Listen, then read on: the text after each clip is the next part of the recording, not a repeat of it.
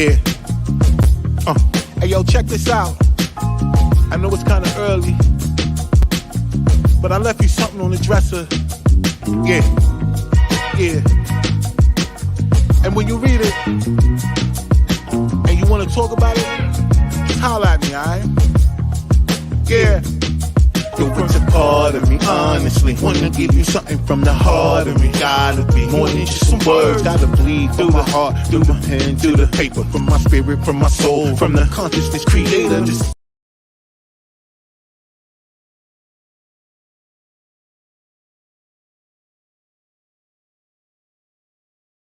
street. I don't know what I'm thinking about.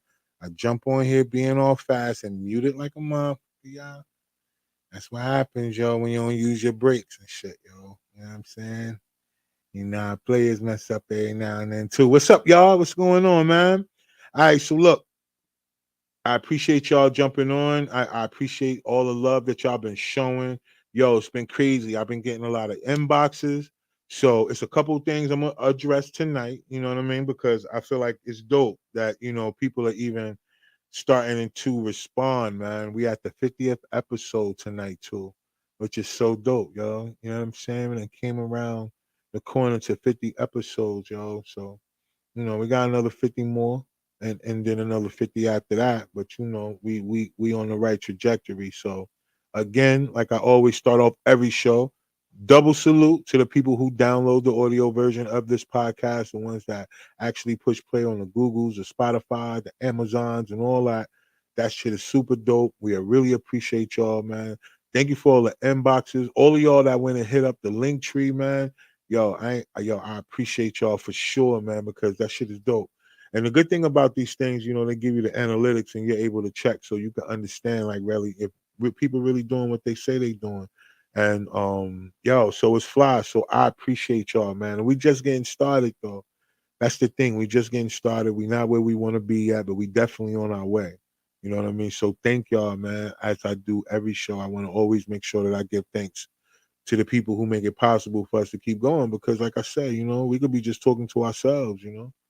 But I think between me and the crew though, like how we get down, yo, we don't care. We probably would just talk to ourselves and you know what I mean? Like we probably would. Like I don't know. Like listen, like we probably would have a podcast and we might get no views. We'll probably still do it every week. I don't know. You know what I'm saying? Because I mean, it is what it is. But the fortunate thing is we ain't got to worry about that because people be, what I'm saying, they fucking with us and yo, we just getting started. So thank y'all, man. Shout out. Make sure y'all check out all the links in the description of the video. If y'all watching this on YouTube right now on Sparking Conversation, or if y'all on Twitch right now, and we on Twitter. My bad, we on X. I keep saying Twitter, but now it's called Elon and turns it into X. You know what I mean? So we streaming live right now on X, on Twitter, which is super dope. Because like I said, as things progress and change, we're gonna progress and change. We're gonna keep going up too. Hold on, I got a little something on my mic. Now, if I was around certain people when I say, yo, I got a little something on my mic, these cats would be yelling pause and shit. I think that's the corniest shit, yo. I don't know why, grown men have to really say pause after they say something like, yeah, like, I don't know. I don't get it, yo. Like, I mean, I get it, but it's still corny. You know what I mean? But I ain't even gonna dwell on that. But check the links in the description. Thank y'all for those that do click the links. It's out there. The free ebook is out there. We look giving the information away for free. Nobody can't say that they don't know.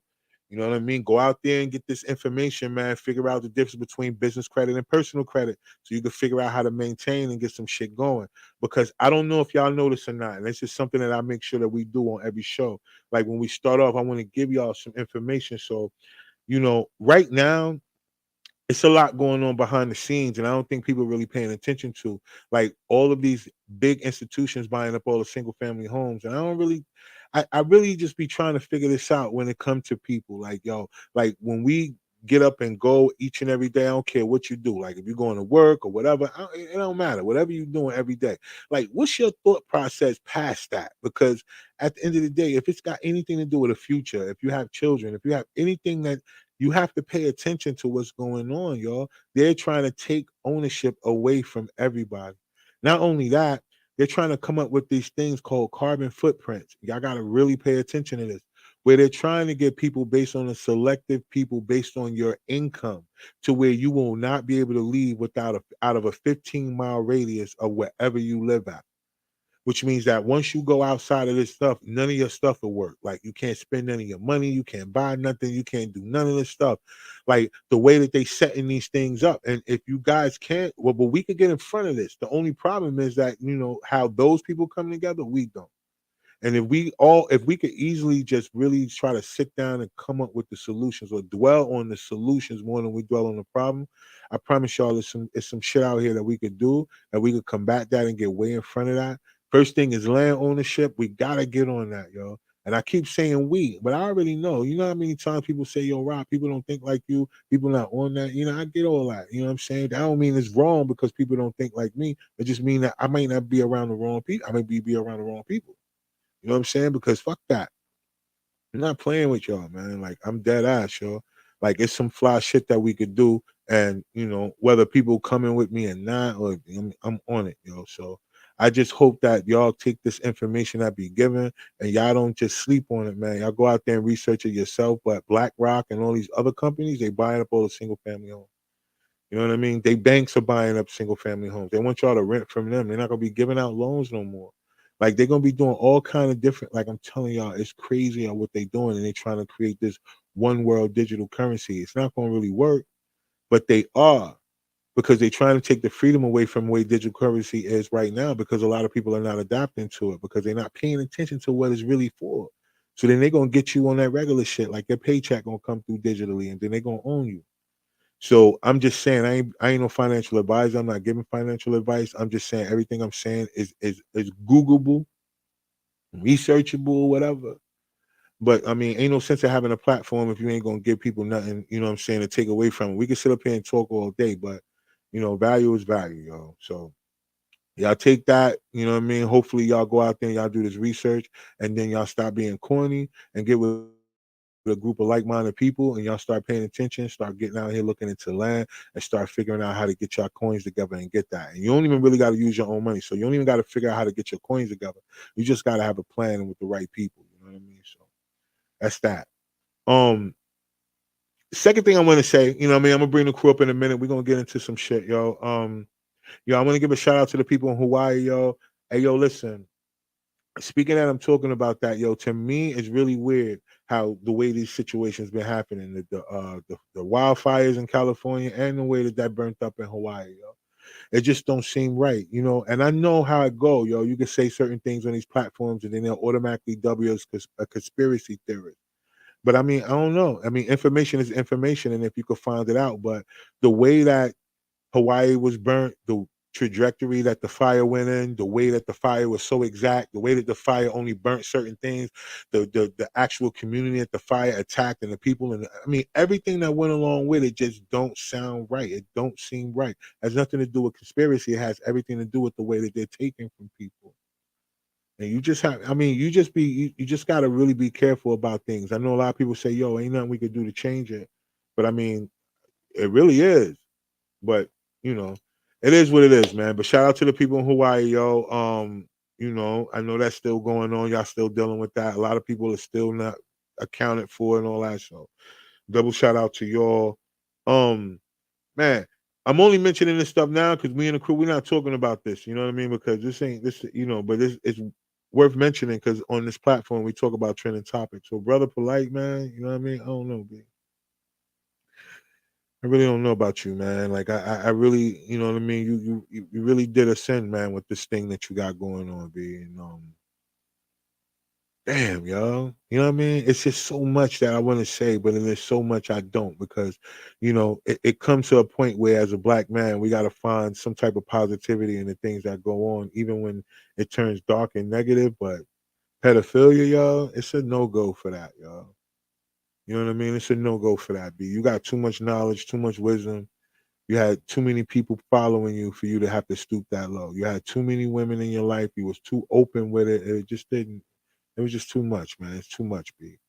And so I ain't gonna kick you while you down, B. But I just feel like it's corny. I just feel like right now you looking real corny out here, and hopefully you can figure something out, man, and get some type of retribution out of this, B. But yeah, you mad corny out here, man. I'm just gonna leave that like that, yo. Word. All right, so look, y'all know I got the crew with me and shit, so I'm about to bring them up so we could chop it up because I got a couple things I want to talk about, man. And hopefully we could give some understanding to what these things are because there's been some crazy things trending this week. But a common theme I want to talk to the crew about, and some other things too, but we're gonna chop it up. Let me see who in the building real quick though. Where I see double. What's up, y'all? Hey y'all. Aye. Look at Meek. Meek, what's going on? What up? What up?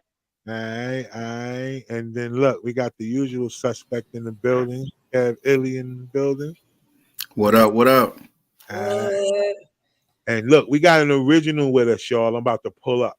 You know what I'm saying? I know a while back, it's been about at least probably about 20 shows or so. Y'all are asking me, like, yo, what happened to Paul? Why Paul ain't on the joint no more? I was like, yo, if he ever come on there, you know what I mean? If any of y'all watching, then y'all can ask him. Because I couldn't get an answer from him. I thought it's because he got skinny. I don't know if y'all seen him lately, but Big P ain't really Big P no more. He big, but he ain't Big P. He kind of skinny P right now. And ever since he did that, yo, it's been later for everybody else that ain't skinny too. So look, I'm gonna bring him up because that's our guy. What up, y'all? Skinny P. Wow, son. Wow, son. Good, y'all. How you, man? Wow, son. Look, long time no see. Ooh, we miss you, D. We miss you on set and everything, son.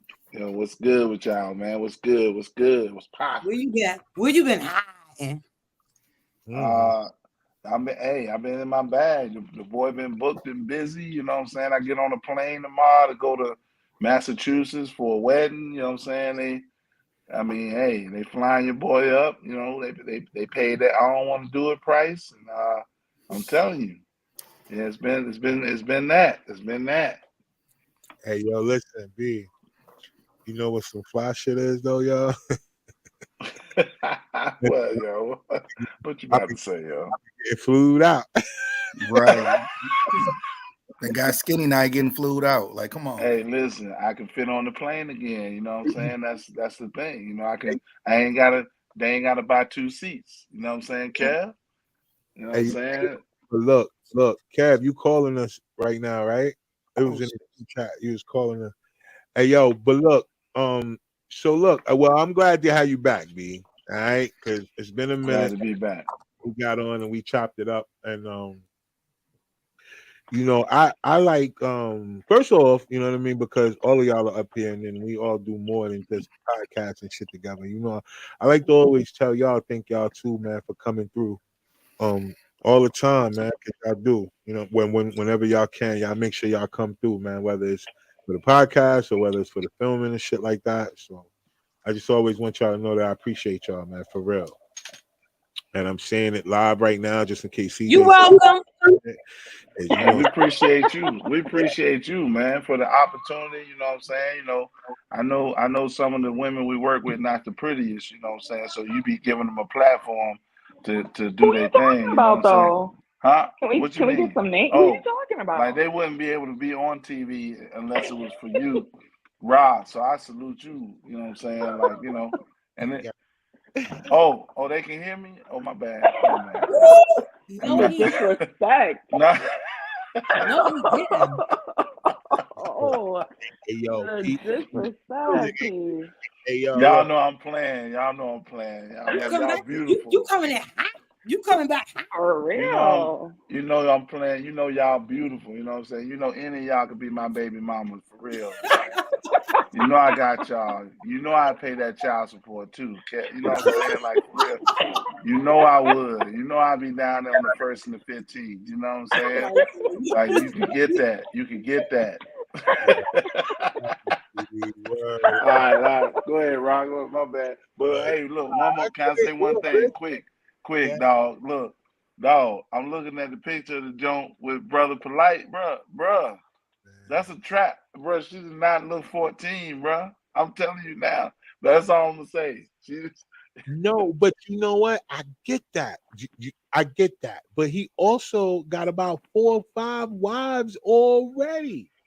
Like now, I ain't trying to say a man need a certain number for it to be okay. That ain't my business. If a person want 10, they can have 10. I don't care. But what I'm saying is that not one of those things where you ate a little bit too much that day, and then either you got the runs or you gotta throw up. Listen, bro. Look, I don't know though. She, you know, In the day, yo, like if bro, if it's the photo I'm looking at, bro, hey, bro, Send it to me.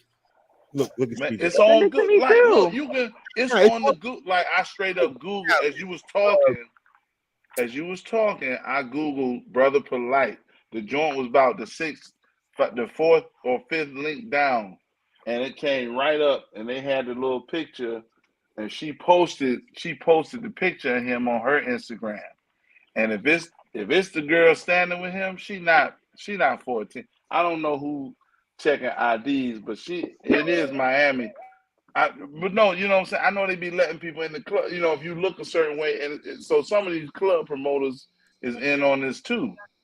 Because I'm Yeah. sure she walked up to the door and they was like, oh, nah, you can come in. Like, we don't care But how wasn't old he you are. messing with the mother first or something? Or wasn't it? Isn't that the same thing, the same case? Like, I don't even know. Like, I didn't read Yeah. it. I saw a little picture and I was like, this can't be the one they talking about. But see, that's part of it because if you think about it, like all the women that he pretty much have, they all look like that. Wow. Every one of them be like they all look like that. They all look like they could be models or whatever. Like, you know what I'm saying? Like, so all of them. And so I don't know, B. That's the girl right there. But that's what I'm saying. She supposed to be 14. Nah, yo, no way, man.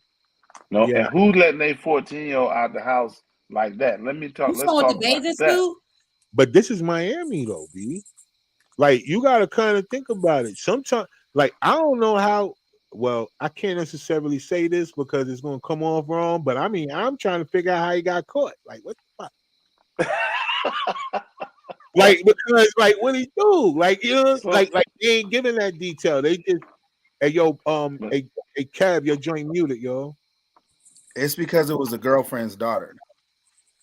That's See how. that? Oh, Yeah, you're right. It wasn't it was his girlfriend's daughter. oh. Right. Okay. See, that's no, you can't. No, that's total violation. All right, yeah, okay. That just See? made me itch. That just made me itch a little bit. I was trying. Yeah. Yeah, he was given permission by his girlfriend to take her daughter to an after party in a Miami club. Oh, you setting your what? Yeah, she set him up. He reportedly took the teenage girl to his hotel. Girl, you want to come to my hotel? How was that setting him up? I just came back from visiting my man in Butner. You know what I'm saying? The mother gave her to him. The mother gave him permission to drop her off at a party. To take it to her after. No, not drop off. No, take her to the party. Like with him as a guest, like a date? As a guest? Yeah. Like, yo, we going out. What you doing tonight? You ain't got nothing to do. Yo, get dressed. I'm coming to get you. We going out. He took her to the club, yo. Right. See, that's why I say it ain't like I ain't want to talk about it because of that, but it's like once you start going down the rabbit hole, it starts to really go like, you know, who do you blame? Like, because the mom gave permission for little mama to go all the way down, bro. But they gonna blame just like when I was doing insurance, bro. The lawyers come after the deepest pockets. They don't care how many people is involved. They'll stack it up to wherever the deepest pockets are. And I'm telling you, if you got to face in 2023, you got to be careful with everybody in your circle, bro. Like even, you know, it. No, you dead ass. Nah, you dead ass. You got to because you never know. You know what I mean? And you got to make sure too, as men, you can't be thirsty. Like you can't get money and then get more thirsty. That part. Yeah. She was 14. Yeah, true. Like You That's gotta a broke man sport. You know what I mean? You gotta relax. Like the more money you get, the more you gotta relax. You can't just be out here like, yo, my money gonna help me in every situation because as a black man, they're gonna look to take it. They're gonna look to. Go ahead. Who was talking? She was 14. Like I can't even get like I mean, I hear everything else, but even if she say take her to the after party, because it's celebrities to take their kid. Who rolling up? To take their kid. Right. Like your mic, Meek. It's celebrities. It was muted. I thought it was. Somebody Girl. tapping a box of Newports. I thought she had some. Yeah, that was a grinder all day, dude. Like, Right. That was metal. That was metal on metal. Wow. We know. I'm so mad y'all not sharing right now. We need to find a way to invent Zoom puff give. That's Nah, we coming though. No, look, it's coming.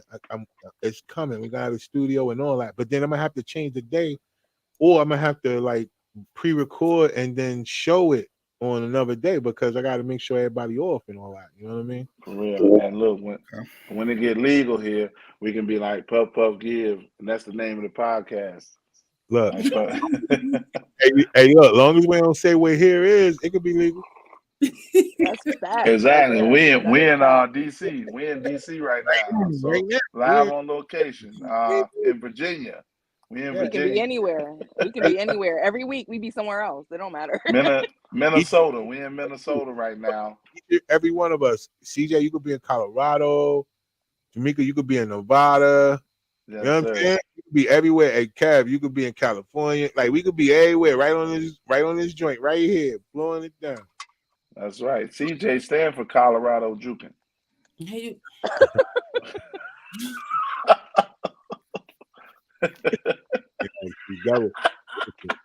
you go. She double been rolling, son. You gotta keep up with her, yo. She been rolling, son. You know what I mean? You gotta keep up with her. But look, all right, y'all. So look, I was all right, so y'all got anything else about Polite before we go? Because I don't want to just cut it off like that. I'm just saying. Nah, let's roll. No, fuck that. Because what he did was foul. It ain't even nothing else to touch base on. That's just leave the kids alone. Especially if you knew, okay, so based on what Kevin said, you knew this was somebody's daughter, and you knew how old she was from the jump. You know what I'm saying? Like this ain't nobody that just rolled up on you in the party and started dancing with you, and you think everybody in there 21 and up, you know what I'm saying? Because you at a club, right? So ain't really no coverage for you there, bro. Like you knew that from the jump. When she stepped in your car, she was 14. And whenever, like before you even walked out the house, she was 14. It's past. That's why I was like, yo, it's tough. Like sometimes when these type of cases come up because it's so many details that be missing, but at the same time, it kind of puts you in that position. Like, damn, black man. Like, you know what I mean? Like, as soon as we start getting some momentum, where we starting to, at least get a little bit out the doghouse, then they're gonna one of us jump right out the motherfucking window. And then it'd be somebody who got some type of like thing going on too. Like I guess clout. I don't want to really say that because I know it's using negative, but he got some type of, you know what I mean, following and name for himself. Like, you know what I mean? No, it only take one. Just look at Deshaun Watson. He ain't been the same. I watched him play last night. He ain't been the same since that whole thing went down. You know what I'm saying? And so, I had questions since the beginning, but the whole thing, it started with one person and end up with 25. Like, you know what I'm saying? Heavy. It get heavy when you get money and you still thirsty. I mean, I think it get heavy when that happens, yo. Like, and I think the thirst get extra when that people get money because they ain't never really get it popping like that before they had money. And I don't care. Like people could say a lot about that, man, and it do make a difference because a couple of shows ago we've been talking about the way people deal with rejection, especially as men. Like like they don't like whenever Shorty got caught with that brick. You remember that? Yeah. Oh yeah. That's She was saying that she ate that brick because she rejected somebody.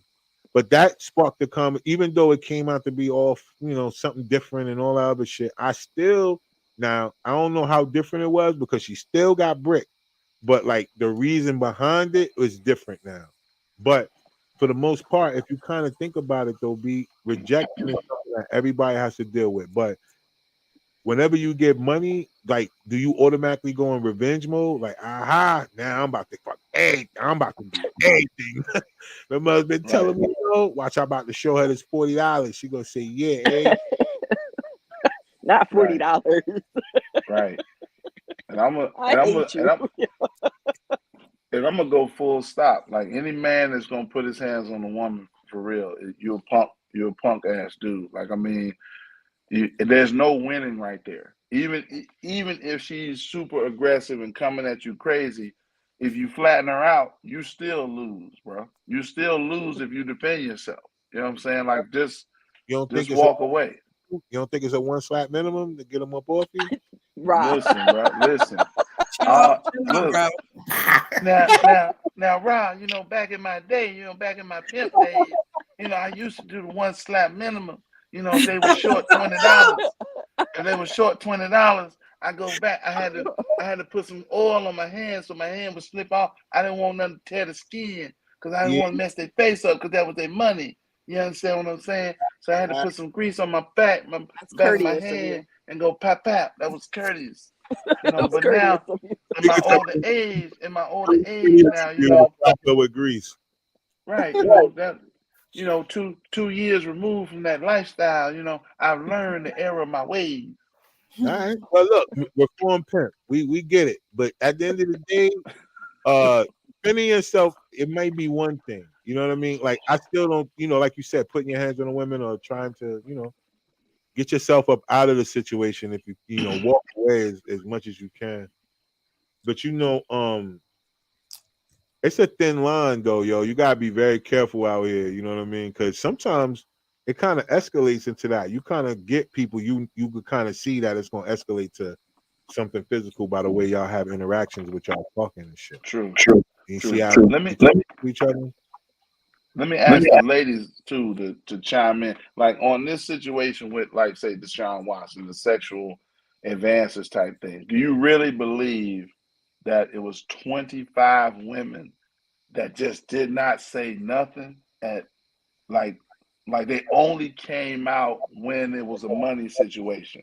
Like you follow what I'm saying? Like before, when it was no money, just 25 women was just gonna be quiet, just let them grope on them or talk to him in any kind of way and just be like, oh well, it's him.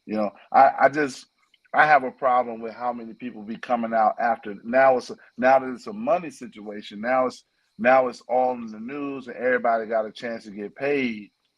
Then now it's 25, 30 people, like kind of like how they did with Bill Cosby. You know what I'm saying? So he, and just because I'm looking him up. What did he do? Oh, Sorry. so they said he used to get these massages, like how athletes get massages or whatever. Huh? And so what they tried to say is that he had like all these different masseuses. You know what I'm saying? Like all these women had some type of different altercation with him, or where he grabbed them, or inappropriately flashed them, or whipped it out, or something like that. To the point, but he was always getting somebody different, even though he lived in the same city, same place, and was getting this, these massages or whatever, whether it was in season or off season, and then all these different. It started with one. You know what I'm saying? I can definitely believe one. You know what I'm saying? Because the athletes, he probably did something crazy. And then it ended up being like 25, 30 women that came out and was like, yeah, he did that to me too. Once it was in the news, though. It's not funny. I'm sorry. So he's getting a massage and he flashing pictures. Okay, so like a masseuse will be like, but shut up, childish, CJ, so childish. So like the masseuse will tell you fashion. like go ahead and undress to your level of comfortability. You know what I'm saying? Right. Right. And so, you know, he might go down to the shorts and then be like, ha ha, wham wham. You know what I'm saying? And you know, now I only do that with people I know, you know what I'm saying? I don't flash everybody, you know what I'm saying? But in his particular situation, like they was, you know, he was doing extra. Like I guess, you know, as the massage went on, like First of all, you take back in the front right here. First of all, what you not gonna do? That's unsolicited. That's unwanted. That's next to a motherfucker sending you unwanted dick pics. Like I didn't ask for these. Like now I'm finna call the police on you because what are you talking about and what are you doing? Like don't ever do that, sir. Unless I'm making some sort of advance. Like I'm thinking like he's the one giving these massages. I guess like I don't know. He do the shit on the side. I don't know. And like maybe you know. Then I'm like all right because I know how them Jones go, but. Not you flashing, but like, first of all, you're not much of you're a football player. You're a fucking loser if you get your rocks off by flashing. Like, when you flash somebody that don't want to see your private area, like, you be shocked. Like, it's very rare that people be like, oh, you know, hop on it. Jump, you know, it's rare. So, where do you get the thrill at? In scan bitches or scan bitches? Because I can't think of no other reason why that's the only thing. Because I was like, what the fuck? Yeah, like you said, I'm calling 911 immediately. I'm calling police on you because what's happening? What's happening? No, you got to go to jail. You're gonna have to sit in the corner and think about this shit for a minute.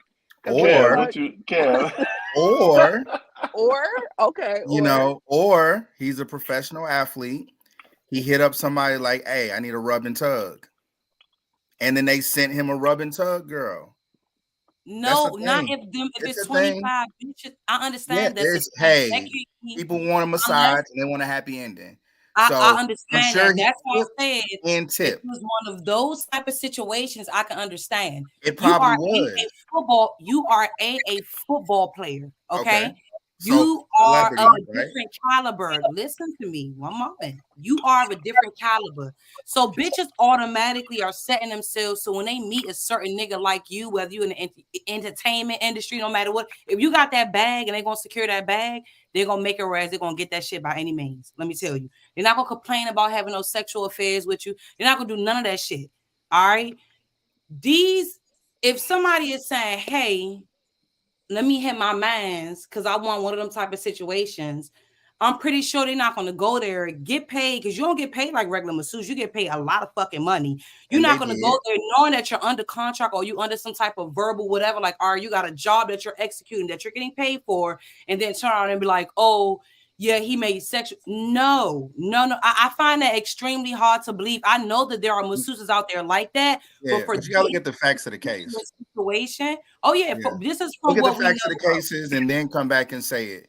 None of this came out until he said he wanted to leave the Houston Texans, and then next thing you know, 25 women who not just some of them came back more than once, and they end up having sex with him and all these other things. The fact is that the rub and tug thing is real. It happens. People got a good enough lawyer, their lawyer can prove it. If they got a good enough lawyer, their lawyer can prove it. Once they one person was like, well, shit. The whole situation. Yeah, you're not gonna give me no more money, then fine. I'm gonna go get a lawyer. I mean, you gotta think about the timing and everything. Like, because Robert Kraft, the owner of the New England Patriots, he was caught at one of them places. But he ain't lose his team. He ain't get suspended. You know what I'm saying? Like, it's a thing. It's a double. And that's fine. And they do things to make sure that they have people like that on the hook so that when he do shit like this, like get out of line, because that's what he's doing. When he get the fuck out of line, they need to make sure they got something to put his ass back in line.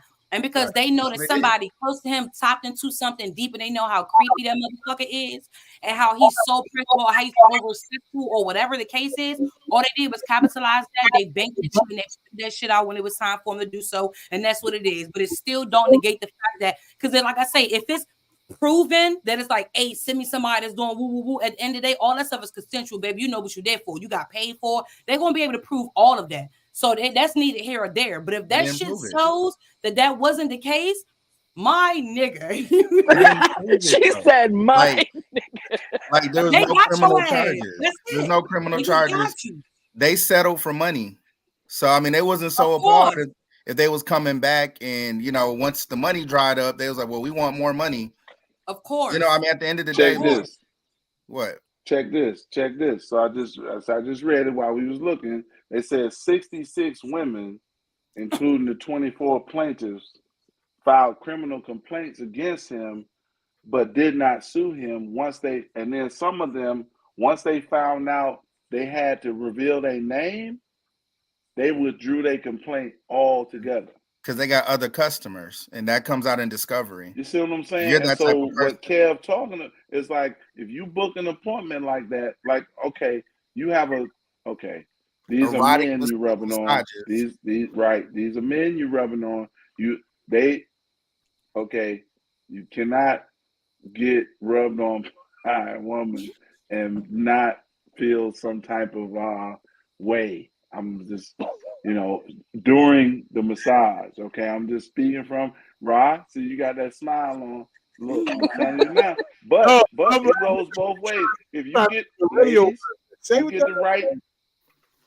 you get the right masseuse and he rubbing on you, you not leaving that table without feeling. I ain't gonna say you acting on it all the time, but you might feel like, look, where is he at? I need to find somebody that can scratch this itch real quick. And you making phone calls in your car when you leave the masseuse, because you feel some type of way. Everybody, but he booked 66 women. Right. So, but that's 66 on top of 20 something else. That's really like 70, 80, 90 women. Like, what the fuck? Yeah. No. It was 66 total. Like, that was over 17 months. So the bigger number is 66. The people that filed lawsuits against him was 24 out of the 66. Oh, gotcha. Okay. All right. So 66 is the biggest number. Got the word out about him though. Like whoever did that, they knew, because ain't no way, yo. Like they knew. So they just got his ass with his vice. That was his vice, and they got his ass. And right. And he was booking them appointments looking for sex. It didn't say it in the thing. Like, that's what they said. And so if he walk in the room, CJ, like you said, if you walk in the room and you tell a man, go ahead and undress to your level of comfortability, and he drop them all, you know what I'm saying? Like, you might want to have a disclosure conversation right there on the spot. Like, look, bro, you know what I'm saying? Like, I understand you comfortable with that. I'm not comfortable. I'm going to need to cover you up real quick.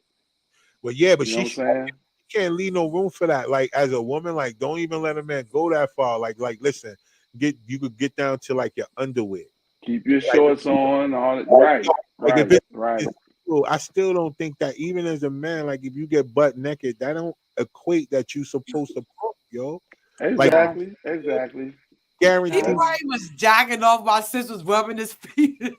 And look, he was like trying to slap it in her hand and slide down the table. He just like, you won't do that. While I'm gonna tell you now, Kev can probably agree. You will not do that to yourself while a woman is rubbing on you, because you want her to figure it out. Like, you want her to get on down and do what she got to do. And no time, he was getting right to it. Think about this. If you going for something that's considered a happy ending, then you going with that expectation. But if you go to a regular masseuse, just like, a regular masseuse, you can't go in there expecting she just gonna tug on you, yo. Right. Like, that has to be like booked in advance. Like, so both parties know going in. Like, it's not only booked in advance, but it's a complete price difference. Yeah. Let me tell you. It is a very complete price difference. And when they sit there and give those disclosures and those type of consent forms and all that stuff, that shit states. Yeah. So you knew he was going. Well, CJ, if you rubbing on a dude, you whisper in his ear, hey, look, 500, I'll do this right here. Not me, because I got willpower. But if you did somebody else, then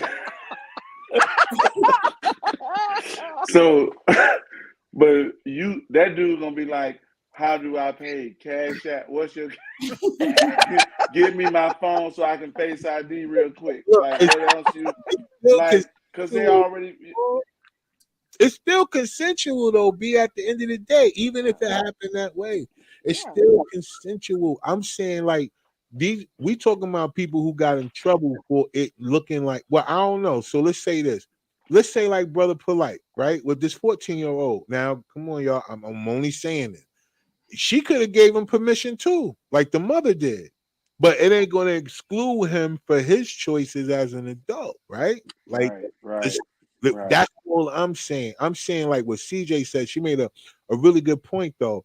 Like, whenever you are supposed to be in a certain type of line and they use you against you because you're not smart enough to understand, like, how much is going to help you to have a certain type of restraint or privacy about what you do not like when it comes to what you're doing around. Because think about it, if it was 66 women and it was 20-something women that came for Fam, how many of them women knew each other and they told the story like, yo, Fam pay that money, yo. Hey, yo, all you got, yo, he call you, go. He gonna give you that bag, he gonna pay for that little rub and tug, boom, boom, boom. His name done circled through there, and it probably got right back to the powers that be, like, oh, word. And then you never know. They probably sent certain people at him, like, yo, do this, do that, boom, boom, boom. You know what I'm saying? Like, yo, I want you to do this one for free. Don't even charge him because that's the one we're gonna use. Like, don't do it. You never know. So, you never know. Yeah. Because you are a certain type of commodity to them. Like when we talked about abuse a couple of weeks ago, we were talking about it from the sense of when men are abusive towards women, is it men based on the fact that they feel like they own this person? Like the title sometimes that people carry comes with a sense of ownership, married, long-term relationship, common law, whatever, all these titles that people put on top of the relationship also gives people a sense of ownership over people. At least that's what they think mentally.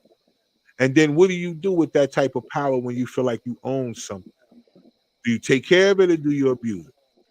Right, exactly. And in corporate situations, when you do these trainings, we got plenty of them where I work, but they talk about the power dynamic. That's really the biggest thing that creates that type of situation. Even if you ask a woman out at work, like they tell you, like it might come across like this because you might be a manager and she might be down here. Like it can still, even though she might say yes, and they still caution you to be like, look, you still got to be on your P's and Q's because you're in this position and she might not be as high. There's still a power dynamic. And if anything goes left, I mean, jobs forbid that shit, but your job putting niggas on game, like they like let me let you know how to do this the right way. You're not getting some shit. That's preventative right there. That's what's up. That's good. It'd be like, they looking out. They looking out. Right. And then they be like, sign here, so you read this. Right. Taught you. Right. I was gonna say, and they see you in your email and everything. You got digital copy. Email completion. You got a whole completion certificate, like a diploma, and joint got border around it and everything, like, and your name on it. You can frame it. Right. Frame that. Paul completed this training on.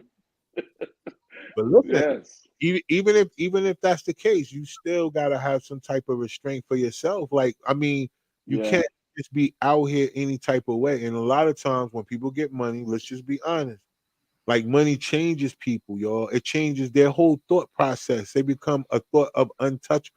How many people you feel like they got money feel like they untouchable? And look at all these people that got hooked on drugs because they got money and they was untouchable, or they felt like they were. And then look what happened.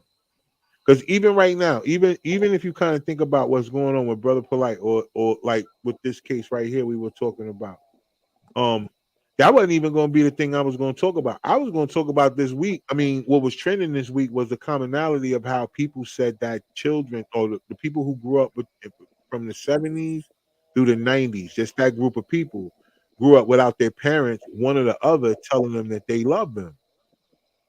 And I thought that I wanted to talk about that because, I wanted to see, like, from y'all thought process, is that something that it ain't like they said both parents, so it wasn't like my mom or my dad. It was like one or the other.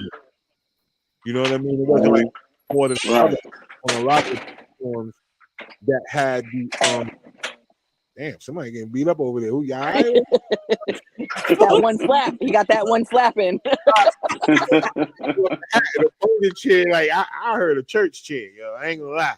But look, they were talking about this in the sense of the reason why they were bringing this up. They were talking about Deion Sanders and his son, right? Diddy and his son, Master P and his son, and they were talking about the difference between how men grow up, right? With this facade of, well, you know, listen, I don't really know what it's like to be loved because my parents ain't never told me they love me. You know, based on being emotionally intelligent.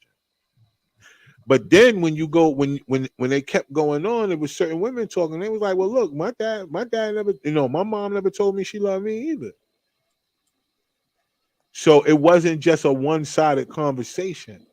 But they were talking about those that grew up between the 70s and the 90s. Their parents, whether one or the other, actually raised them without actually expressing to them how they felt about it, unless they did something wrong. They would tell them that beat, but they wouldn't tell them when they did something good. They wouldn't praise them when they did stuff good, and they wouldn't tell them that they love them. I mean, just that phrase alone. So I don't know. Did y'all experience? Now, I mean, I don't know. I don't know how that go, but I thought that was something, you know, worthy of talking about, because at the end of the day, it's important, I think, because when we talked about physical abuse and shit like that, we were talking about people who grew up without being emotionally intelligent. Yeah, I think that's important. I think a lot of people feel like just as long as they're showing you, and especially that time frame in between the 70s and 90s, as long as they're showing you that they love you, that they, you know, it was able to substitute them verbally expressing that. But a lot of people out here want to be fucked up in these streets if their parents actually took the time and say, I love you, like on some real shit. Because sometimes your way of showing me you love me may not necessarily resonate when you're telling me that, or versus you telling me that shit. Like, so I don't know. Like, my grandma raised me, and I knew she loved me because not only did she take care of me or do the thing that she was supposed to, like in times when I needed her, of course, she was there. When I got into trouble, she was there. Like, she actually showed her love and her expression the other way. She'd curse me and my friends out and still feed us. She'd do, you know, so it was other ways that she showed and expressed it without her necessarily saying it. And it had to take for me to be the adult to like actually understand that. Like, it didn't bother me. Because like I said, I knew she loved me. But as I got older, I'm like, damn, like a lot of people actually be needing their, you know, parents or somebody to tell them that. And it's not a bad thing. It's a really good thing. But the fact that our parents and our grandparents didn't see or understand that, not realizing how that would impact us, you know, becoming adults, like you really see how people turn out. So I don't know. I think I don't think it should excuse any behavior as to why you should continue on that same perpetual cycle. But I feel like once you acknowledge it, then it's like, yeah, like that shit is real. That shit is absolutely real. A lot of people wouldn't turn out the way they turned out if their parents just sat down and just said, I love you, or at least just hold a conversation with them. That's it. All right. What y'all think, y'all? Mika, what y'all think? Yeah, I mean, I'm not a touchy-feely type person, so I didn't grow up hearing I love you very often, but I didn't care. It didn't bother me. I still don't really say it now as an adult. I do, but not like overly. I'm just not an overly affectionate person. But I see what CJ's saying, like words are magic. So if that's what that person needs, you know, because not everybody needs that. I didn't need that growing up. Like that, my mom took care of me. I knew she loved me. I didn't need all that. I love you. I love you. I love you. But some people do. They need that. And so you need to know your child. And if that's what your child needs, even if it's out your comfort zone, you need to get into that for them, for their well-being. Gotcha. So that's how I see it. Gotcha. What you think, Kev? Well, I mean, every villain, we look at their like origin story, and it's always about their parents abandoning them and the world's being so harsh, and no one ever hugged me and told me they loved me, so I turned to a life of crime. You know, now I'm a super villain and I'm getting revenge on everybody. I mean, it's a common story, but I do feel like when we're younger, we don't know what our love language is. So there's people who grow up like Romeo, Master P's son, who feel like his dad didn't love him. man, he gave you a whole career. He did everything he could to help you be successful. And once he stopped over supporting you, then it's, oh, my dad didn't love me. I grew up on my own. I provide for myself. Well, you got the tools to do it. So it's just people want to be loved the way that they want to be loved. I grew up in a single parent household. You know, women are going to be hard on their sons because they know the world is going to be hard on us. Right. So my mom didn't every day, oh, I love you. I love you. No, no, no, no. I got to be tough. It's tough out here in these streets. You know what I'm saying? Ain't nobody going to trip you and say, oh, I'm sorry. You know, so you raise up a little bit more tough. So I just feel like, you know, we all have different love languages. I tell my kids I love them every single day because I never know what day I walk out this house and I won't walk back into it. Right. You know, so they're always going to know, like, hey, my dad loved me. My dad does anything for me. He tells me, he shows me, you know, but I didn't grow up like that. So I don't know. I didn't turn into a villain. Right. Depends on who you ask, huh? Well, and you were. Too. A lot of people who do grow up as villains, they so much so that it's because somebody is missing. Like they get angry about the person not being there, whether they hear they love them or not. You know, sometimes kids have more love. They got more love than the parents. Like they got enough love to give where the parent don't have no choice. You know, kids will come right back to you. You can whoop their ass. They'll come right back like maybe 20, 30 minutes later. And they'll still be right up under you and asking you for some juice or some shit like that. So, like, you got to kind of look at, like, sometimes, you know, children got unconditional love, especially when you're able to reciprocate it. But, Paul, let me ask you this, though, yo. So, when it comes to that, because Kev hit the nail on the head, but I was going to talk about love languages because, you know, as men, we never hear well, I can speak for myself. I ain't never hear nothing about love languages until I became an adult. I mean, not at all. I'm talking about whole growing up, teenage, young adult, none of that shit. And it wasn't until it became popular in culture to talk about it, where it was okay, because it was also something that was coming from people who actually went to therapy. And then they would come outside and be like, yo, what's your love language? You'd be like, what?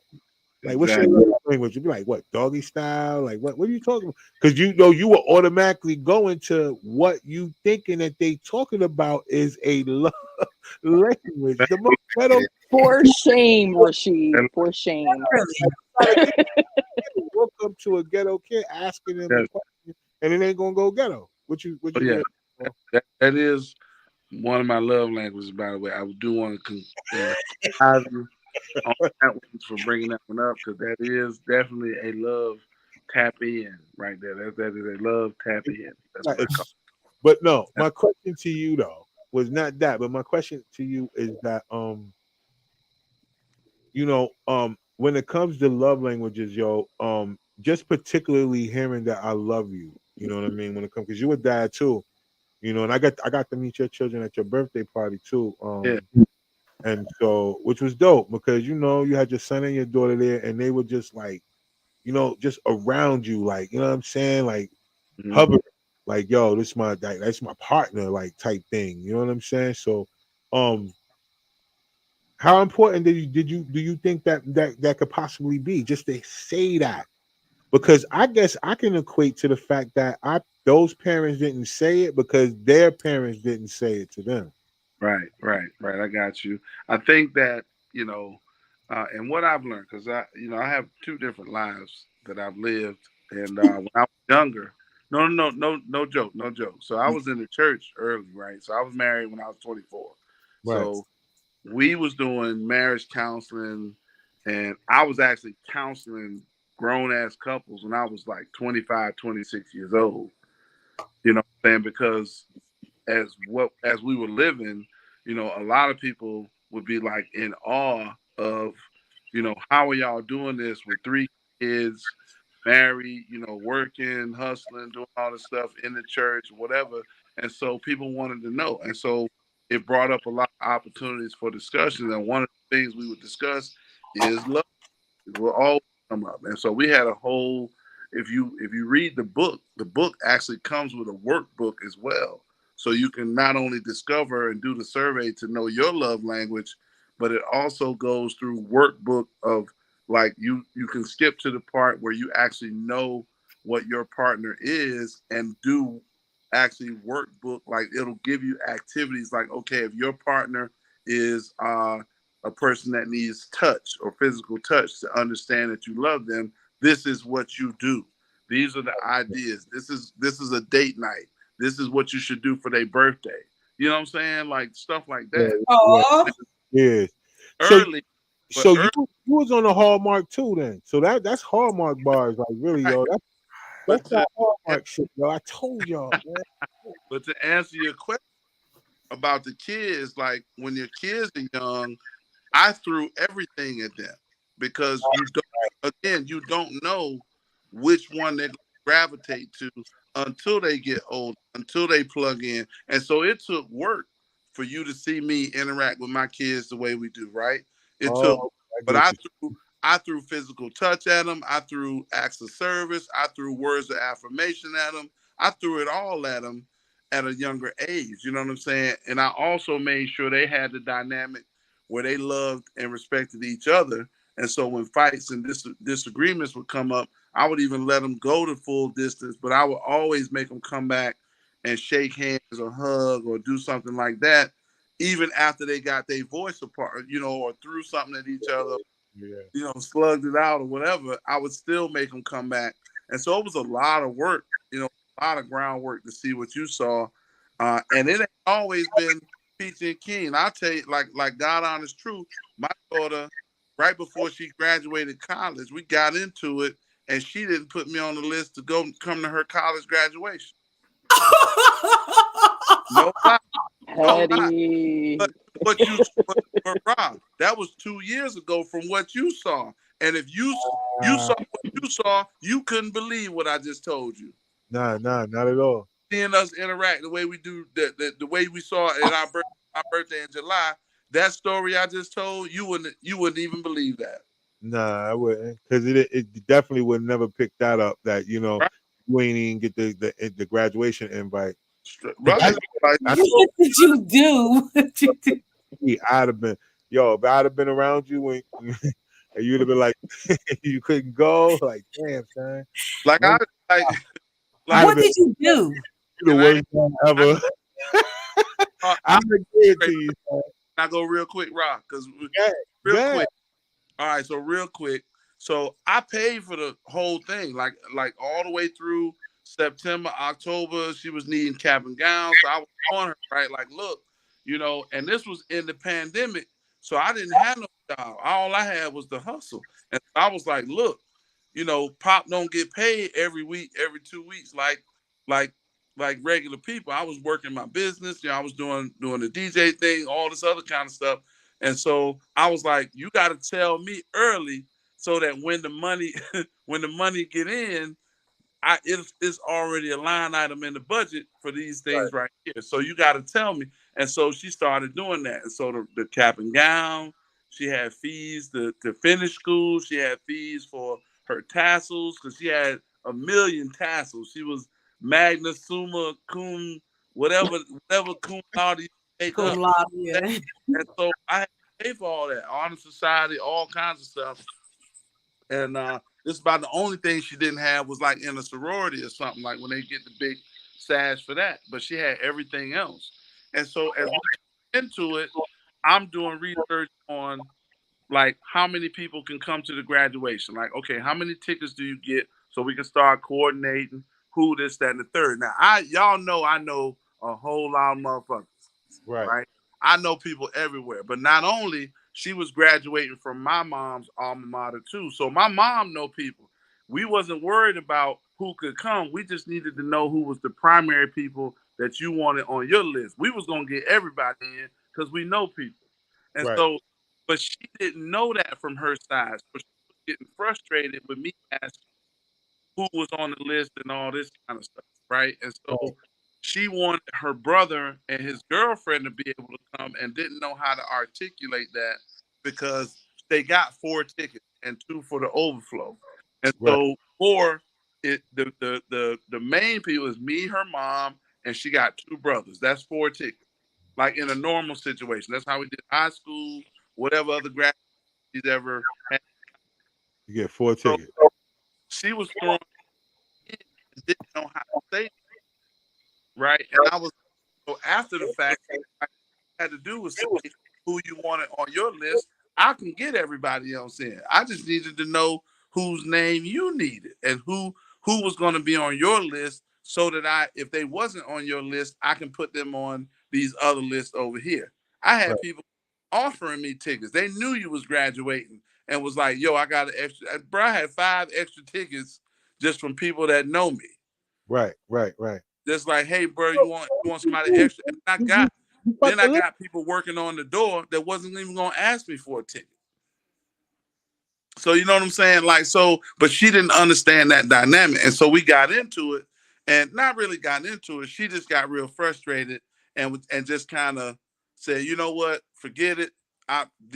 This the name I want on it. Y'all figure out the rest. And I'm just gonna leave it alone. I don't care if y'all sit at home. She went off, right? She was like, you can watch it on TV for all I care. It got real backwards, you know, and it was like I did this and all this kind of stuff, and she went on kind of a rant, you know what I'm saying? It was like, okay, well, none of that's necessary was my standpoint, because everybody has help to finish college. This ain't a one, you know what I'm saying? It ain't a lot of people that just do it all on their own, right? Everybody has help, whether people paid for you or sent you gifts or sent you money or bought that refrigerator that you got in your dorm room. Like, people helped, you know, and so that's the thing we got into. But again, it ironed itself out. She apologized, you know, months later, and like I said, you saw the end of that. But I had to maintain the high road. Like, I couldn't go in on and just be like, "What the hell do you mean I can't?" You know, I couldn't go there. You know, I had to maintain the high road. You know what I'm saying? And because I did, the relationship won in the end. Well, that's good, man, because like I said, looking at y'all, I would have never known that y'all had that type of scenario. And but that also goes back to, like we saying before, you know, in which all of y'all can answer this question for me, though, because this is the thing I'm trying to, you know, I want to know. Like, in these scenarios, because Paul, I guess you saying you had worksheets and stuff like that because the church that y'all was in and all that other stuff, they had it set up where they talked about love languages. I just know, me personally, I didn't hear about it until an adult. I never heard about it in church and none of that other shit. I don't know about, you know, the rest of y'all outside of that, but it seemed like you kind of had to recognize it as we went along, like, I guess, having different relationships. So when it comes to your children and allowing them to I don't know how to, like, to learn their love languages, how open are y'all into, like, just allowing them to be themselves? Like, is that a way that we allow them to do that, or like to learn that? Because it's, for me, I can speak for me. Like, my mom, I can't even really count how many times my mom told me she loved me. But see, my dad told me that he loved me all the time. You know what I mean? Like, and it's always in salutation. Like, when he be leaving, it's like, I see you later, little man. I love you, you know. Boom. You know what I'm saying? But my mom, nah, she ain't really say none of that. You know what I'm saying? At all. So I never knew, like, certain type of things, like, especially when it comes to, like, words of affirmation. I didn't understand that until, you know what I'm saying, I got older and I started to understand. Okay. Oh yeah. So that's what. Okay. So you can't just be out here showing people shit. You gotta, like, tell them that you showing them. Like, True. What is nah, yo, for nothing. Yo, you good. Oh, okay, but hold on. I love you too. Like, God damn. All right, so it's like you can't, you know what I mean? Like, you can't, it ain't enough to just show it. So, like, is it harder for us to do it between boys and girls? Like,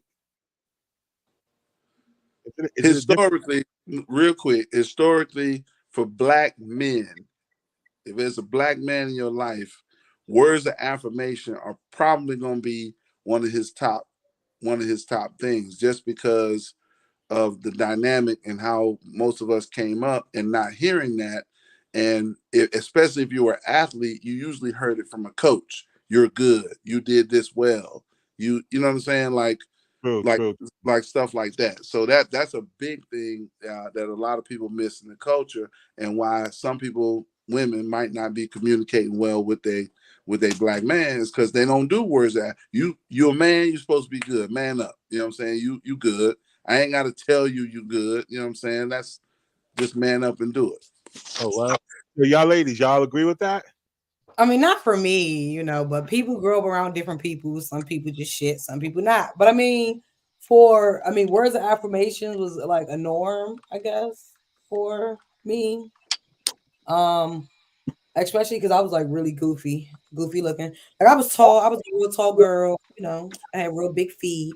So, and I had a gap that people, I have a gap that people often, of course, people joke on, they, da da da. So I guess for Black women, for some of us, I guess, or for majority of us, like words of affirmation has been instilled in us very young. Like we have to build that confidence, at the end of the day, you're beautiful, you're this, you're that, don't let nobody bully you. So it's like we kind of get that.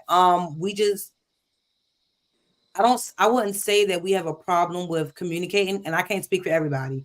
I'm just only speaking for the caliber, like the type of me, myself, and the type of people that's similar to me. Really don't have a problem with giving words of affirmation to Black men because we know how important that is. I think that because some people in general, and I don't put genders on this at all, because I know that at one point I struggled, like after a while, I struggled with hearing compliments. Like I struggle with accepting compliments. I always had a snappy, comeback or something of that nature. And I think that when some people have a hard time with accepting it when they're being shown it, and not realizing that person is reacting into how you're reacting to them trying to show their love, like it can be some sort of miscommunication where it's just like, oh, Black women don't want to show men. Like I feel like that whole narrative is so false. But I mean, with some people, it just may be truthful. But I mean, I don't know. I think like love languages, I've learned that at a young age. Because I had to tap into myself and figure out what I crave and what I love the most and what takes me out of my hard shell, whereas I'm able to reveal who I really am. I don't know. You sit down and really resonate and really think about shit and tap into yourself, like you'll figure out a lot of shit about yourself. But make a long story short, it wasn't nothing out of the norm for me, myself. I think the only thing that was hard was executing that with, once I found my partner or found my husband and we got married, and now trying to do that with a complete different stranger. In the process of you, still learning yourself and doing your own. I think that's the hard part. But in and of itself, like I don't think that's it wasn't out of the norm. It was pretty normal for me. Just okay. Me. So I don't think I knew the name of it. I think like I knew hearing it. I would hear the words of affirmation, but I didn't know what it was called. I didn't know there was a name for it. I didn't know it served a greater purpose. I had no idea about that until I was older. And then going back on it and even learning about my love language, I didn't know that had a name for it until I was probably in my 30s. And so it was like, oh, that's why I prefer this over that. It was just finally trying to put those pieces together. So it wasn't widely taught, I think, when I was younger. Right. Kat, what about you? Yeah, I mean, I gotta piggyback off of it. I mean, I think my experience is kind of similar to yours growing up, but my dad wasn't there. You know what I'm saying? But like my mom, the way that your mom was, is how my mom was. So, and I got it. I think with me, I was always such an independent person that I really didn't need any outside motivation. Never have. So like I was just always kind of doing my own thing, But I think that it makes it difficult because I too, like CJ, I can't take a compliment. You can't tell me nothing nice. You can't be like, oh, I like your beard. What you trying to do? Like, you know what I'm saying? I automatically kind of get skeptical if a person does nice things for me, says nice things to me, because I'm not used to it, and I could never really get comfortable with it. So when people be like, yeah, you probably hear this all the time. Nah, I don't, because I don't listen to it. You know what I'm saying? I don't listen to it because that's not what I wasn't raised listening to that. I wasn't raised with people just constantly just, complimenting me and all of this stuff. They would acknowledge some things here and there, but so it's just different. And I think that, throughout my years of dating.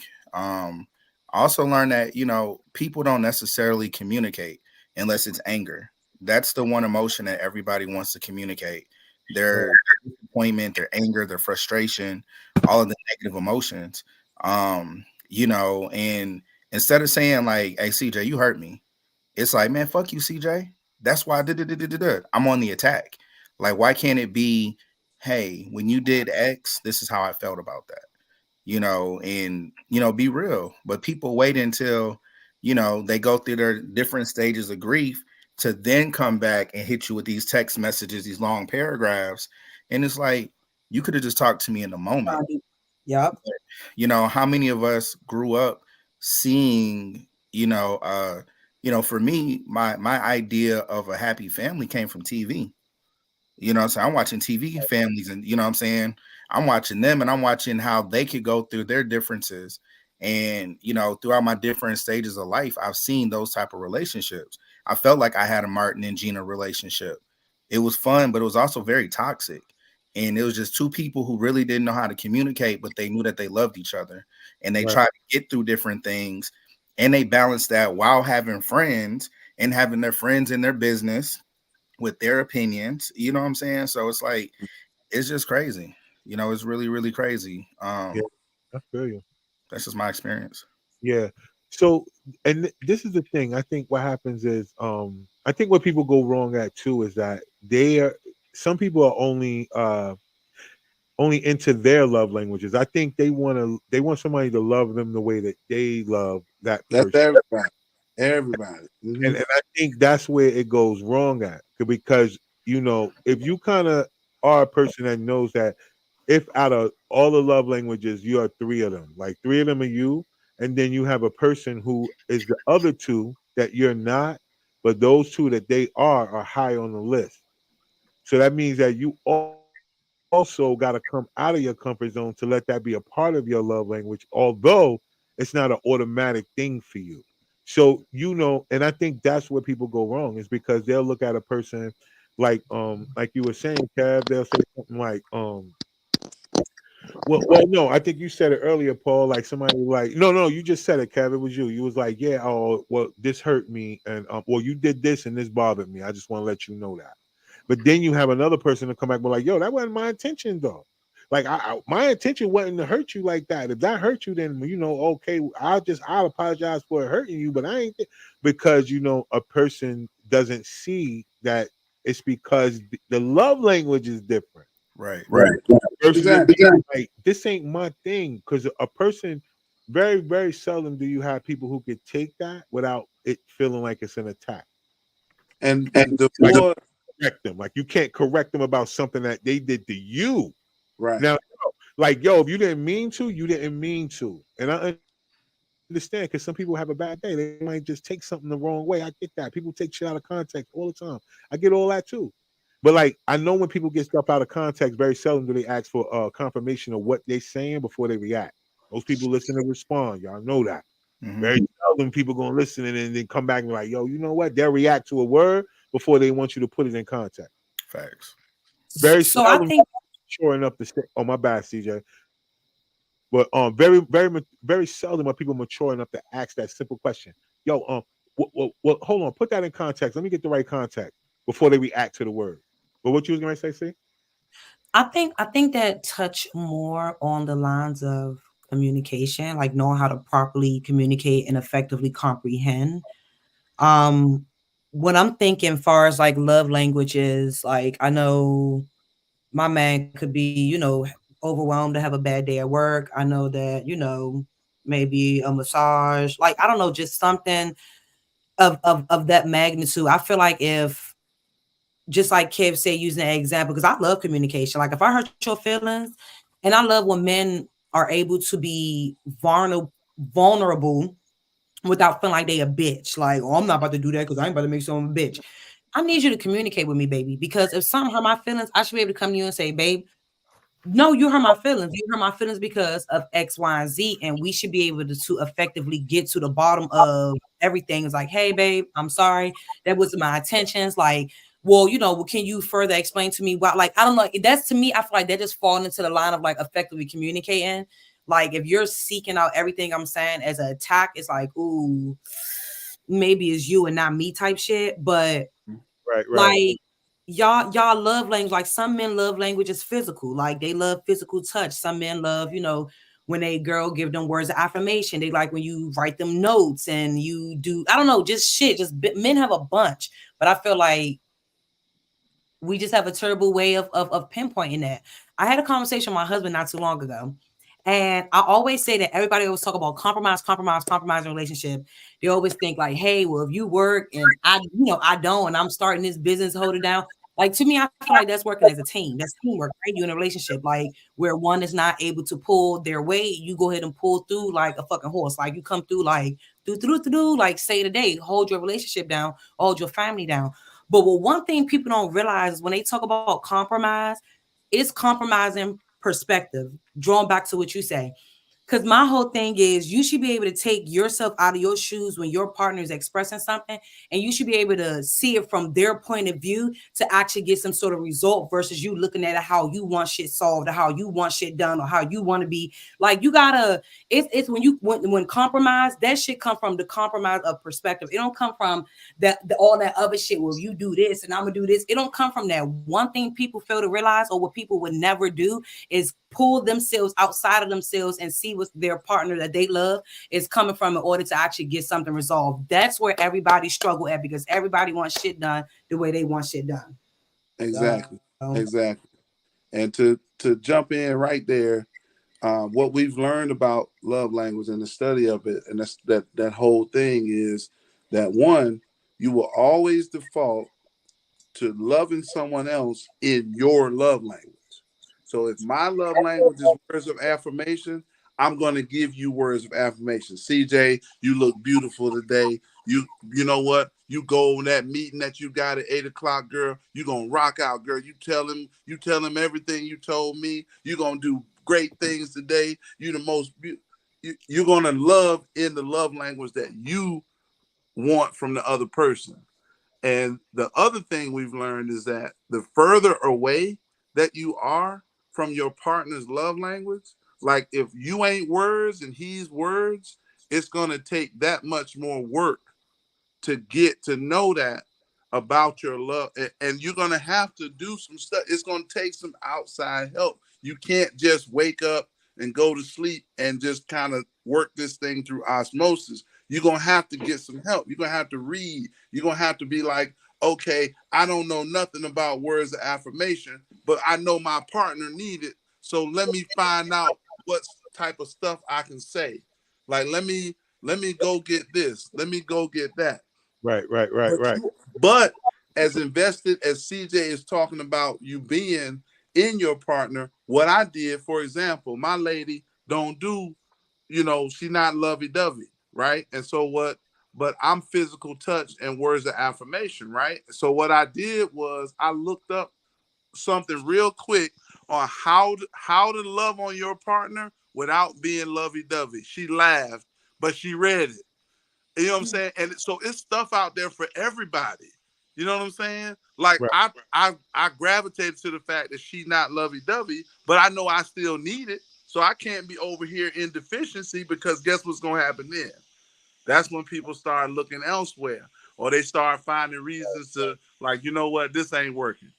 Right. And the reason you hearing out their mouth is the bullshit, when it's really something you did 3-4 months ago that ain't set right with them, because you ain't tapping into what's really loving on that person. You're not pouring into them. You're not pouring into them. Everybody want to be poured into. So yep. Take deposits in that love language. Yes. And look at it from this standpoint, like you said earlier. Everybody's guilty of loving people in their personal love languages. But at the end of the day, it's kind of like a fault of ours too, like if you kind of think about it, because in the dating stage, this is why it's very important to take your time during the dating stage. That's what's most important about it, because during this stage is where you can figure out if the love language is compromisable for you. Because sometimes, like you said, if you can't take a compliment, then if your person's love language is words of affirmation and they tell you that, you're gonna think something wrong. You're gonna always feel uncomfortable. if you're a person that likes physical touch and this person is not a lovey-dovey person, so to say, then that is still going to take them to have to literally think about your love language in order to actually compromise for you. That means it has to be a thought. It's not something that automatically comes to you. Like they just feel this way when they're around you, so they affectionately on you, and they say, "Well, this ain't never really been my love language, but this is how I feel when I'm around you." You know, these are things that happen when a person takes the time, I think, during the dating stage to figure out if a love language is compatible with the way, you know, your palate, so to speak. You know what I mean? Like, but people don't do that. I think what most people do during the dating stage is they use comfortability. They start getting comfortable with the person, accepting of certain things of people with the whole thing. Ain't nobody perfect. We get that, the 80-20 rule. We get that too. Right. But at the same time, in them 20, at that 20%, because I get it. We be talking about, you'll give up an 80% person for 20%. I'm just saying, hold on. What's in that 20%? Like, what is that 20%? Don't tell me you giving me 80% of this, and then my love language is physical touch, and 20% of what you not giving me is that. Like, what is the 20%? Because then that means I have to compromise who I am, turn myself off in order to compromise for whatever I'm willing to take that's going to be given to me. So I think in the dating stage, that is very important. I mean, it's very important to explore love languages, like with your partner, to figure out if you can really deal with the fact of how you can make this through this. How many times you hear people say, "Yo, you really don't know a person until you go through some shit." They turn that love language off in a heartbeat. A motherfucker been telling you they love you all year long. Let one thing happen that don't go right. Well, fuck you. I don't care about you anyway. Your feet always stink. You know, shit like that. Where that come from, yo? You just told me yesterday that you love me in 88 kind of ways. The whole hallmark, you gave me all that shit. And the first time that this happens, or we go into this type of thing, now I'm like this, like, yo. So I'm telling you, love language and dating should go together. Don't wait till you get in a whole relationship with some person, and then now you battling between who gonna give the most love language. I made that mistake myself. That's why I'm saying that. I ain't even gonna pop shit. Like, you know what I'm saying? I always got it right. I didn't. Sometimes we overlook all that shit. Bro, this is work. Work. That's the third thing. No matter what it is, it's work, because it's work for, let's say you're a person like me. I ain't really never comfortable with telling people what I need. Like, you know what I'm saying? You either get it right or I'm out. You know what I'm saying? Like for real. The plug either fit in the socket or it don't. Like I'm closed mouths don't get fed. Closed mouths don't get fed. But no. I didn't. You're gonna know. We're gonna interact enough to know. You know what I'm saying? You're gonna know the basics of it. But if you don't tap in, like I ain't really been big on telling people what I need, because then back to what you were saying about men acting like, about men feeling like they don't want to share because they're gonna sound like a bitch or something like that. Like a lot, we ain't trying to go through all that. Oh, what I need, this, that, and the third. You know what? Guess what? I'll be all right. I'll figure it out. And so there's work to do on your end, because if you're really serious about somebody, you got to learn their stuff, and you got to learn how to communicate what you need too. And that's work. That's work, and a lot of people don't want to do. Go ahead, CJ. Go ahead, C-Double. Closed mouths don't get fed though. Like, that's how I feel. That's exactly what I was thinking. If we have how I feel like when people if you find somebody that you find, see what people fuck it up during the dating stage, because what they trying to do is juggle talking to a shitload of people. Okay, that's what it is. When you first go in, when you find somebody interesting, learn them as a friend. first. Don't go in and learn them as somebody trying to date somebody, potentially your wife, your husband. Learn them as a friend. You want to know why? Because as a friend, if we're sitting here, we holding these conversations, we talking about it, you gonna, if I'm asking you and we just kicking the shit, what you gonna do? You gonna tell me why? Because I'm asking you. Why is it that if we're in a relationship where you see me as a potential girlfriend, I gotta now then figure it the fuck out because I want to work hard. Now, my whole thing is, for me, the type of person I am, I'm gonna work hard anyway if I find you interested. I'm not gonna waste your time because I don't want to waste my time. I don't got the patience for it. I don't got the patience for people. But if I find you interested, I'm gonna invest and I'm gonna take my time. Now, men, my suggestion when you meet a female or when you meet a woman, because I'm a happy spouse, happy housewoman. It's not no happy life, happy wife.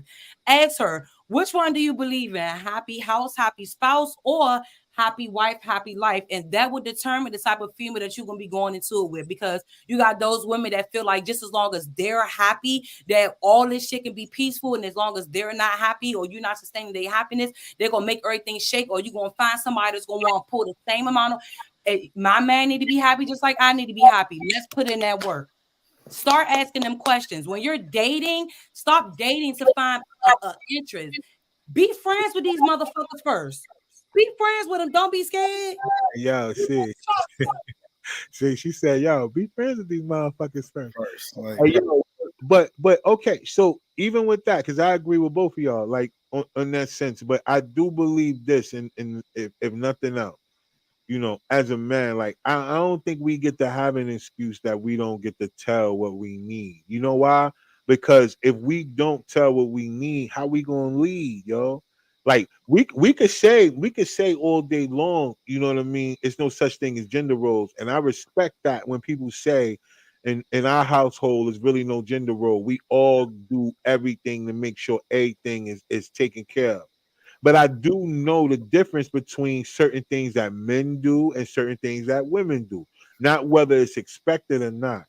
But one thing I do know, a lot of times in relationships, very hard pressed that men, I'm going to say this from the examples of things that I know. A lot of times when people are in relationships, a lot of times the men take a whole lot of time trying to get to know the woman, asking all the questions, trying to take her out, trying to, you know, find time when they could get together and, you know, looking to find out what things that make her smile. What they, you know, he's doing all these things, going to aisle 8 and reading the Hallmark cards, shit like that. He's doing all of these things, right? To try to get to know this woman. Like even to the fact of whether he meeting her little bum ass friends and shit, because now you know they wanna get. Why they gotta be bums though? Y'all know they bums. Damn. My friends ain't bums. I ain't saying you know. Now, you got 3 friends that's not bums, but the rest you got like 2 friends and the rest of them is us. So nah, y'all the bums. Chill out. So chill out. Yeah. Right. But dead ass though, you know that they'll do that. Like you spent very seldom do you hear about where women will take the time to try to figure out this man. Because you know a lot of people date, like we said before, based on their preference, not based on the standard. It's the preference that they dating and shit. So as long as the man fits their preference, all the rest of that shit don't matter. And when it should. But then men, if they depending on what they working for, like if she got all that pow pow pang and he just working to try to figure out how to get in there because he got that thirst. If that's all he trying to do, then bam, he gonna say whatever he can to figure out her so he could get in there and get the popping. Right. But if you getting to know, and that's how women can know, I'm gonna give y'all some game. If he's content with you not asking him no questions about him, then you know what the vibe is. Because ain't no man go sit up here and not be like, yo, so you don't want to know nothing? All you want to know if I'm humping somebody else. That's all. That's the main question you want to know. Do you got kids? And you got that's it? That's all you want to know about me? You don't want to know if my second toe longer than my big toe? You don't want to know none of that other shit. I need a relationship with your mom. I need to know your trauma background. I need to know if you're in a psychiatric ward. Do you have a relationship with your mother? Do you have a relationship with your grandmother? Who raised you? Who didn't raise you? Like, what's going on with you as a person? What are you like? Do you take the time to figure that out? And a lot of times they do not, because they feel like they're the prize. Like, if you feel like you're the prize, you feel like the person is supposed to figure out what like, yo, you want this, you got to come get me. Not like, yo, I ain't showing you no interest. I might text you back. Y'all know the vibe. Y'all know where I'm coming from. But a lot of times that's what happens when we come to how they raising little boys, because I was a kid that was raised by a woman who didn't tell them that they loved them. But at the end of the day, did I want to hear that? I don't know so much so, but whenever I did hear that, it felt good to hear that. Now, it also feels good for someone to show you, but I'm not going to lie. As a man, I can put my pride down and say, yo, yeah, damn, it pretty much feel good. And I'm talking about the different pillars of love, not even just coming from your person. I'm talking about when you're friends and they be like, yo, you know what? I love you, fam. Like, yo, you be looking out, you be putting it, like, even in that sense. Like, just to know that somebody really got a certain type of affection for you, or what is the word? Is it affection? Well, I don't know. I guess so. When person have that type of affinity, that's what I mean. That type of affinity towards you, like it feels good, yo. Like I get it. It is. But it feel good though, man. And I mean, damn, somebody really care about me as a person, like, especially as a man. I'm saying, yo, y'all care about me. Exactly. You're right. In the same vein, like men get points for paying attention to women and figuring stuff out. Like if you like flowers, what movie you talked about, and then I say, oh babe, we going to eat at this restaurant, then we going to see that movie you was talking about 2 weeks ago. Oh, you remember? Oh, we get points for that. But sometimes it don't never happen in the reverse. Just like when you CJ, you jumped on me. It was like closed mouth don't get fed. Well, sometimes we like when y'all figure stuff out too. You're not gonna have any mystery whether I like touch or not. I'm gonna touch you from date one. Right. I'm gonna be touching on you, hugging, and all this kind of stuff. So if you got a question whether I like touch, you ain't paying attention.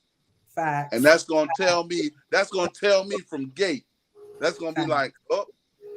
We not, and they just not willing. They like, well, look, that ain't my thing. So I hope they don't expect me to do that back because that ain't it. But people don't understand. That's why they be jumping into relationships. Why they got about 15 different relationships, because they not willing to compromise when it comes to like, yo, what is the other person you're around, or if you even could stomach it, because some people, once you get to know them, they kind of turn you off, and then you done been with them mad long.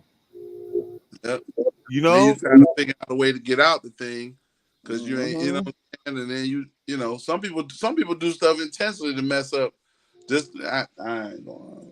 Not, but that's because of that whole thing. Like I said, whether words of affirmation or is your love language or not, the communication is like across the board for everybody. I mean, it's not a love language, but I can imagine like if somebody wanted to like put a bullet point in there on, it's like 5 love languages, right? And they want to put a bullet point in there for the 6th one.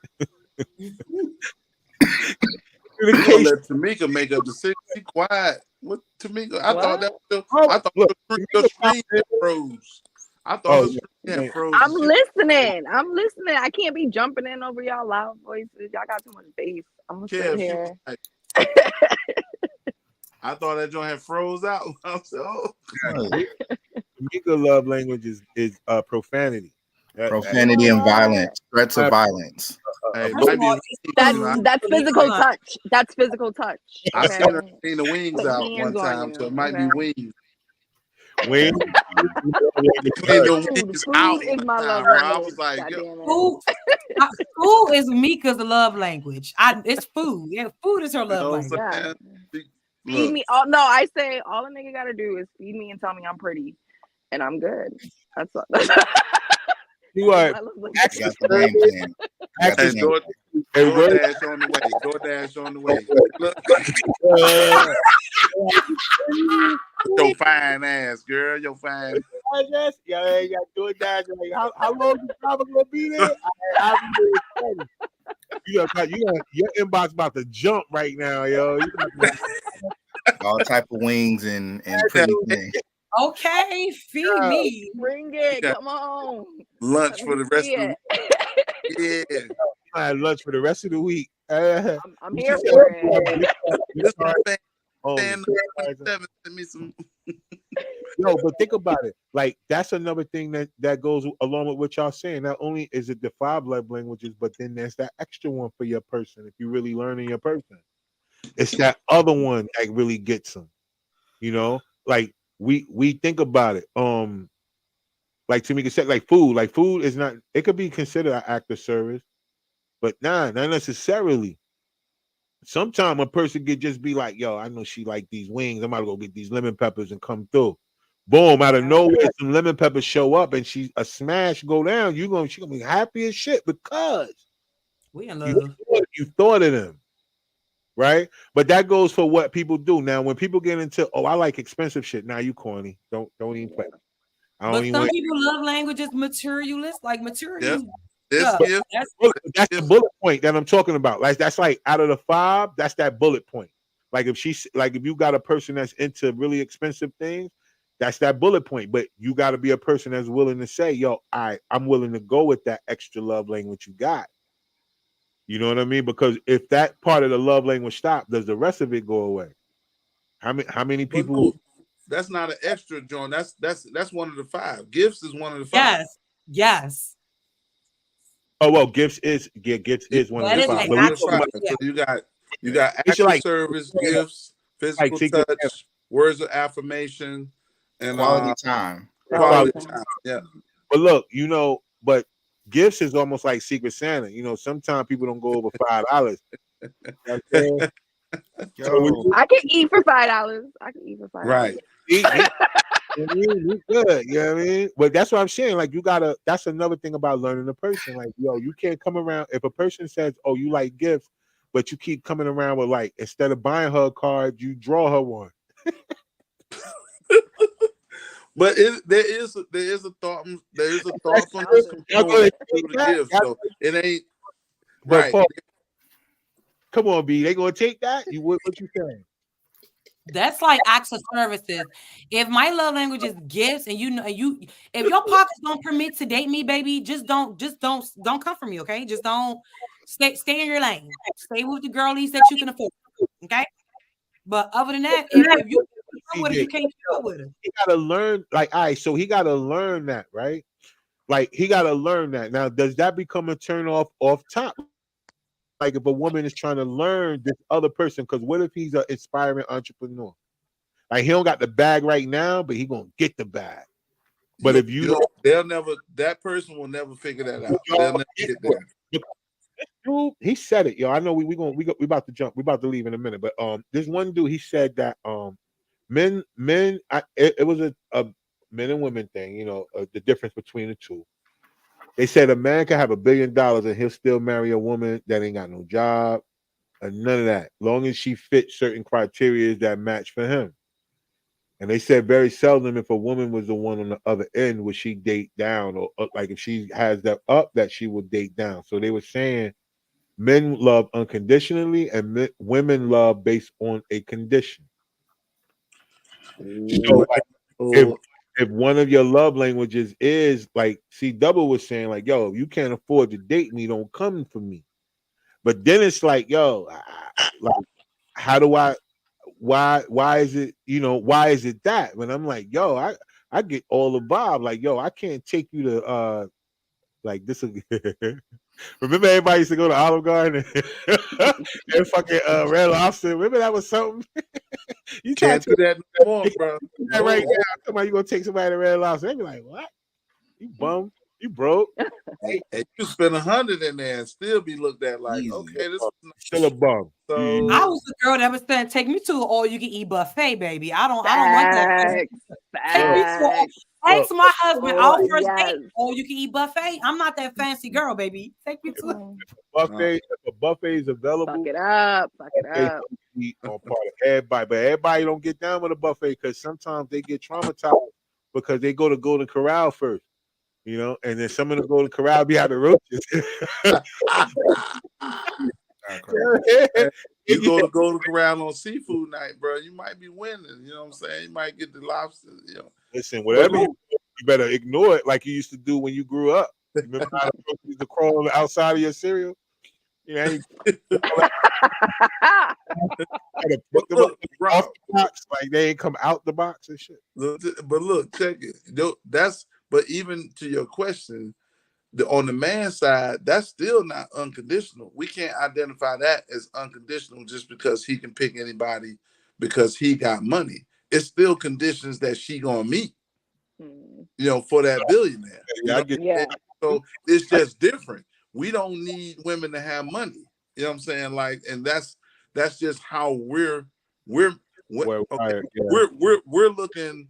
We need to be physically attracted, right? And so, yes, women do the same thing, but they're also looking for protection as well. If they don't feel you can protect them, whether it's monetarily, physically, like tall men, stuff like that, like, broad shoulders, six pack, stuff like that. Like, if they don't feel you can protect them in that type of way, I see you, Care. I see you with the buff. I see you, Care. Yes, sir. You know what I'm saying? Like catch me in the morning. I got like back. Right. Or you got the gun. You got a little gangster in you. You know what I'm saying? But that's why, a lot of thugs get approached too, because most women feel like that thug gonna protect them. You know what I'm saying? He gonna listen, for all y'all that's watching that jumped in, a bunch of y'all jumped in. Y'all was quiet though. Y'all didn't get in on them comments. I guess y'all ain't want to talk about y'all love languages tonight. Y'all might have been around somebody who be reading it and shit y'all ain't want them to know, right? But look, the moral of the story is, I think from all of us here today, we were saying, based on the things that happen, like love languages are important. I think that, for each and every person, if you're gonna take the time to get to know a person, date them for real. Like CJ said, date them as a friend.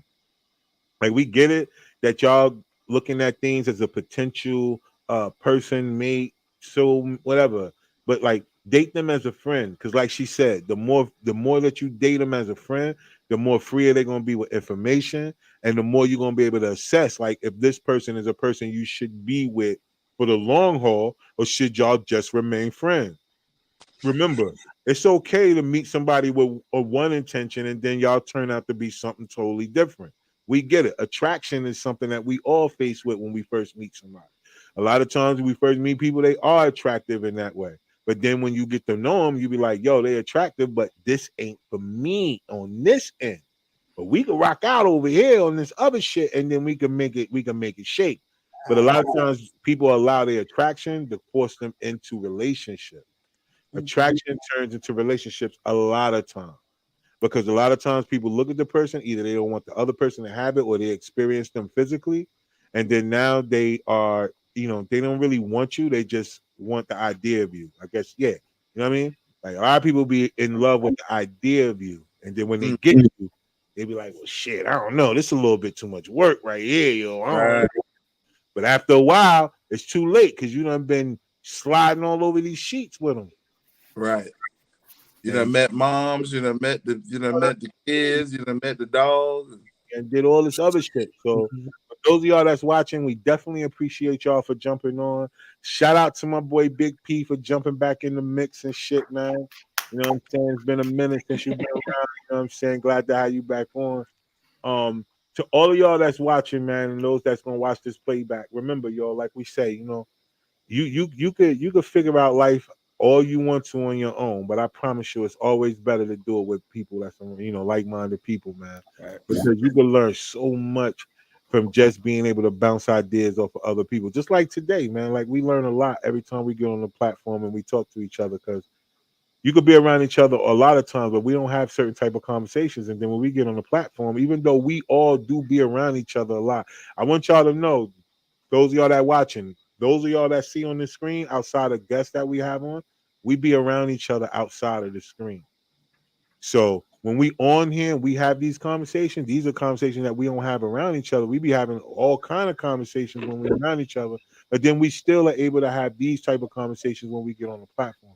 So that will let y'all know that it's room. If we still learning each other, then there's no way that you're around somebody else every day. Y'all ain't still learning each other. That's just, come on, yo. If that ain't the biggest waste of time ever. But hey, if you like it, we love it. But until next week, y'all know what to do. But before we go, y'all know how we do. Y'all let us know what y'all got coming up. Meek, what you got coming up? Man, I don't even know. Just hit me up on Facebook. I already got to cover you. You know, I be hungry, so hit my inbox. That's real serious.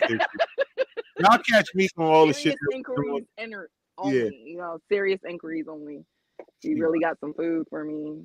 Look, I'm trying to get Meek to start doing her readings, y'all.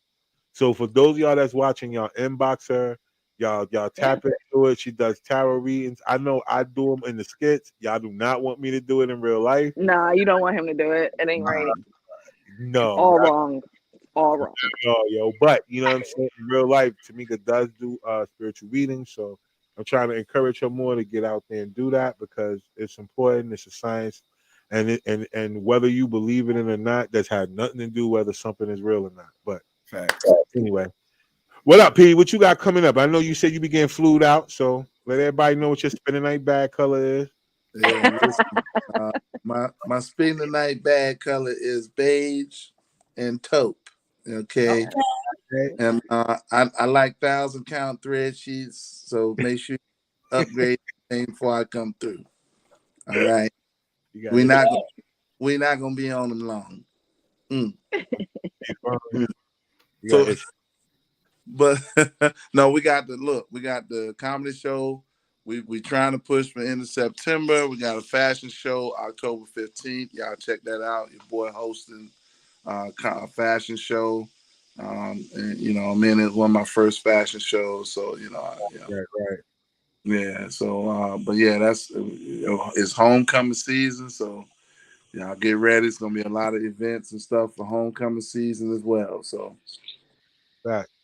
Y'all keep up with Paul, man. Y'all follow him. He be everywhere. It's a lot of stuff going on. We got the comedy shows. We're gonna close out the quarter. I think our last comedy show will be in November. We got every year. We close out the last one in November. So look out, y'all. We're gonna run through. So, Kev, what you got, go? What you got going on? I mean, catch me on the scene. Catch me in the scene. Just trying to be seen. You know what I'm saying? That's what I got. Yeah, Kevin. C double. Let them know about preview, y'all. Yeah. And we still working on preview.careers. Of course, if you want to know any more information, make sure you access our landing page. And we'll be able to provide you everything that's needed. There it is. And as always, y'all know what to do. Follow each, all these people right here. You can catch them on my page, Team Collective TV on YouTube. You can also catch them on Collective Visions on Facebook. We got a bunch of new. We got the Ublifter series getting ready to drop. I've been trying to get through some of the other ones, but it's a lot of other ones too. So, but anyway, y'all stay tuned with what we got going on. Thank y'all to all the new followers too on Facebook. That's so dope, yo.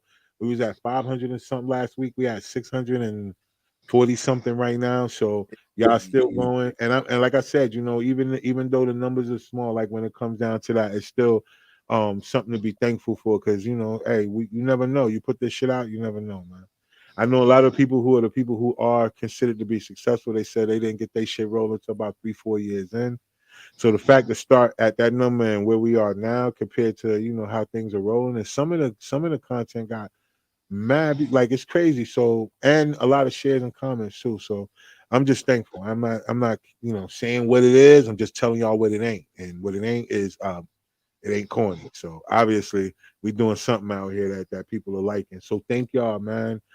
Thank y'all to everybody who've been subscribing to this channel, Sparking Conversation. We started it over. We separated from the Team Collective TV. So thank y'all for subscribing. And like I said, man, until next time, man, y'all know what to do. Oh, all the people that's been hitting me about donating to the show and all that other stuff, y'all know, hit our link tree. And it's up there. You could just hit the link tree and it will get you right there where it's a tab up there where you could donate, you know what I'm saying, whatever you feel. It'll just go back into the show or whatever. I got some new equipment we on tonight. So for those of y'all that have already, we already reinvesting. So thank y'all so much. Well, all right, y'all know what it is, man. Until next time, like we always say, man, if you don't believe in yourself, nobody else will, yo. So Peace out, and y'all stay safe out there, man. Don't hurt nobody.